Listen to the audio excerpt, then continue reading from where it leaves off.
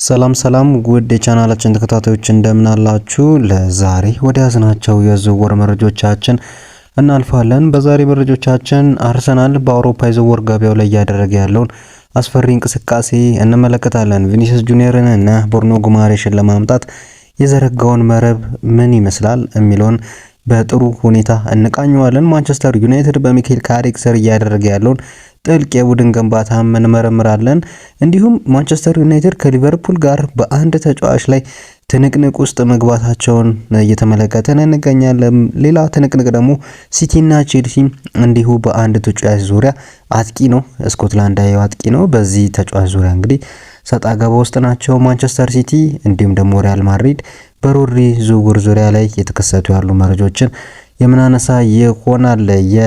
ሊቨርፑል እንግዲህ አዳዲስ የተጫዋቾች ዝውውር ሂደት ላይ ስሙ እየተነሳ ነውና እነዚህ ተጫዋቾች ደግሞ ከበፊቱ በተለየ መልኩ የጨዋታ ፍልስፍናቸው የተለየ ነው። በጣም ፈጣን ተጫዋቾች ናቸውና ለምን እንደዚህ ሊሆን ቻለ አብረን የምንመለከተው ጉዳይ ይሆናል።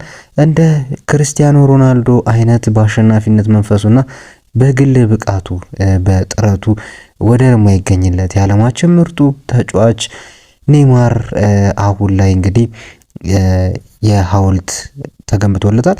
ይህ ሐውልት የተገነባለት በሳንቶስ ነው እና በዚህ ጉዳይ ላይ ሰፋ ያለ መረጃዎችን የምንነጋገርበት ጉዳይ ይሆናል። እናንተም ቪዲዮ ላይክ አድርጋችሁ ሰብስክራይብ እያደረጋችሁ ሀሳብ አስተያየቶቻችሁን ኮሜንት ሴክሽን ላይ ያስቀመጣችሁ ቤተሰብ እንድትሆኑ ስንል በአክብሮት የምንጋብዘው ጉዳይ ነው። በቅድሚያ ወደ እንግሊዝ ፕሪሚየር ሊግ እንሂድና በኒውካስትል ዩናይትድ ቤት ትልቅ የመሬት መንቀጥቀጥ የተነሳ ይገኛል። አሰልጣኝ ኤዲ ሃው ከክለቡ ጋር በድንገት መለያየታቸው ተሰምቷል። ለዚህ ስንብት ዋነኛው ምክንያት ደግሞ የቡድኑ ዋነኛ ሞተር የሆነው የብሩኖ ጉማሬሽ ወደ አርሰናል ለመዘዋወር እጅግ ተቃርቦ መገኘቱ ነው። እንግዲህ የዚህ ተጫዋችና የአርሰናል የዝውውር ሂደት ገና ዝውውርም ሳይከፈት በፊት ሲነሳ የነበረ የዝውውር መረጃ እንደነበር እናውቃለን እና ብሩኖ ጉማሬሽ አሁን ላይ ወደ አርሰናል የማምራቱ ነገር ኦልሞስት ተጠናቋል ማለት ይቻላል። የተጠናቀቀ ጉዳይ ነው። እንደውም አንዳንድ መረጃዎች ከሆነ በዕለተ እሁድ በዚህ ሳምንት መጨረሻዎች ላይ ይህ ዝውውር የመጠናቀቅ እድሉ ሰፊ እንደሆነ እየተናገሩ ይገኛሉና ለአርሰናል ብሩኖ ጉማሬሽ ለምን አስፈለገው የሚለውን ስንመለከት አርቴታ መሃል ሜዳውን ሙሉ በሙሉ መቆጣጠር የሚፈልግ አይነት አሰልጣኝ እንደሆነ እናውቃለን። ብሩኖ ጉማሬሽ ታዲያ ኳስን ከኋላ ይዞ በመውጣትና የጨዋታውን ቴምፖ በመቆጣጠር ወደር የሌለው ተጫዋች ነው። ይህ ዝውውር ታዲያ ከተሳካ አርሰናል ዴክላን ራይስንና ኦዴጋርድን ከጉማሬሽ ጋር አጣምሮ በአውሮፓ እጅግ ጠንካራውን አማካይ ክፍል መገንባት ይችላል ማለት ነው። ነገር ግን የአርሰናል እቅድ በዚህ አያበቃም። የአርሰናል ደጋፊዎችን እንቅልፍ የነሳው ዜና ግን ይህ አይደለም። የሪያል ማድሪዱ ኮከብ ቪኒሲየስ ጁኒየር ጉዳይ ነው። ቪኒሲየስ ጁኒየር ከሪያል ማድሪድ ጋር በአዲስ ኮንትራት ዙሪያ እስካሁን መስማማት አልቻለም። ፖል ሜርሰን እንዳለው አርሰናል አሁን ያለበት ደረጃ እንግዲህ የሚያሳየን ጉዳይ ይህ ነው ሲል ነው የገለጸው። ከማድሪድ ምርጡን ተጫዋች መግዛት የሚችልበት አቅም ላይ ደርሷል። ይህ ለሌሎች ክለቦች ትልቅ ስጋትም አለው ሲል ነው የተናገረውና አርሰናል ቪኒሲየስ ጁኒየርን መፈለጉ የአርሰናልን እንደ ክለብ ማደጉን የሚያሳየን ጉዳይ ነው ሲል ነው የተናገረው። በተጨማሪም አርሰናል የማጥቃት ክፍሉን ይበልጥ ለማስጠናከር የአትሌቲኮ ማድሪዱን አልቫሬዝንም ለማምጣት ንግግር መጀመሩ መረጃዎች እያሳዩ ይገኛሉ። ዮኬሬሽ ጥሩ ጎል አግቢ ቢሆንም አልቫሬዝ ግን ኳስ ይዞ በመሮጥና እድሎችን በመፍጠር እጅግ የተሻለ ተጫዋች እንደሆነ እየተመለከትነው እንገኛለን። አርሰናል ወጣቶችን በማምጣትም ወደ ኋላ እንዳላለም እየተመለከትን ነው። የ19 ዓመቱን የበርነሞዝ ብራዚላዊ ኮከብ ራያንን በ85 ሚሊዮን ፓውንድ ለማስፈረም እየተንቀሳቀሰ እንዳለም ተዘግቧል። ራያን እንግዲህ በባለፈው ውድድር ዘመን በፕሪሚየር ሊጉ እጅግ በጣም አስደናቂ ብቃት አሳይቷል። ሙኒክ፣ ፒኤስጂ እና ሊቨርፑልም ይፈልጉታል።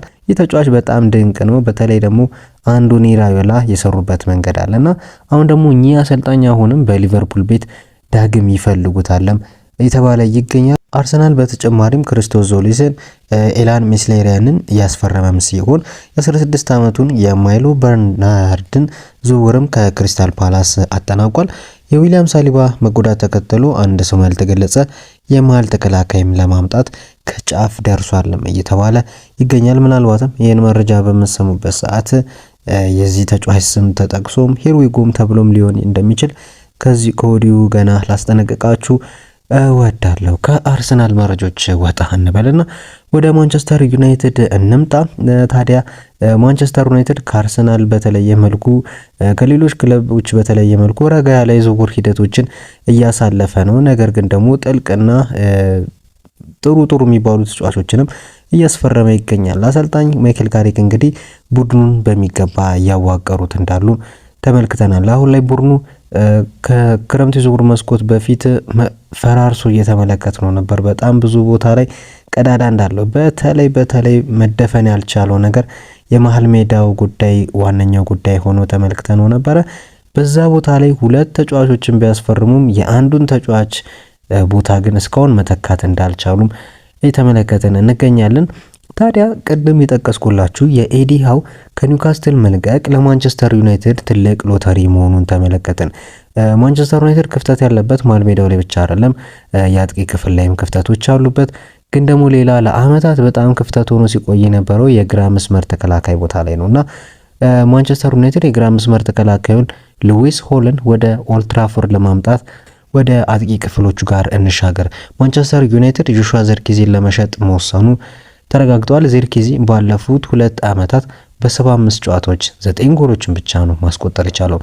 ጁቬንቱስ በውሰት ሊወስደው ቢፈልግም ዩናይትድ በቋሚነት መሸጥ ይፈልጋል። ምክንያቱም አንደኛ በቋሚነት ሲሸጥ ገቢም ያገኛል፣ ሁለተኛ ደግሞ የደሞዝ ስኬሉን እያጣራ ነው የሚሄደው።